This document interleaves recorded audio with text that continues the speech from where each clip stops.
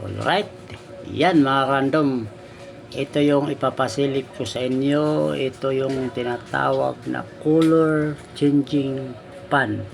Yan po ang ginawa ni Sir Ted Bravo. Yan. Color changing pan. Mabuti na lang mga random. O tapasyal. Si Sir Ted Bravo.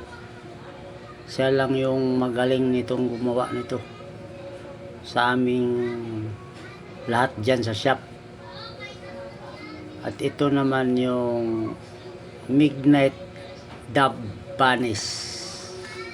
Yan. Meron tayong dalawa nito mga random. Kararating lang kasi nito. Kasabay itong dumating doon sa mga Puny. Yan. Yan yung tinatawag Midnight Dove Vanish. At ito naman mga random ang tinatawag na Indian Dove Cheese. Meron din tayong dalawa nito. Na pick up na kasi kapon yung isa nito. At ito naman yung Appearing Silk. Yan, Appearing Silk. Ito naman yung dinemo ni Cedric. May dalawa pa tayo niyan. At meron tayong yung silk niyan mga random hindi kasama at saka yung magic wand.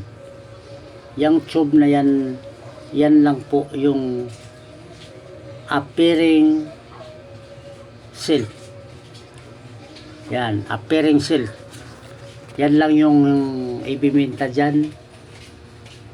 Hindi kasama yung mga silk dyan, yung ginagamit ni Cedric dyan. So yan yung pinakakita ko sa inyo, na may stock tayo mga random. Appearing Silk, dalawa. Indian Dove Cheese, dalawa.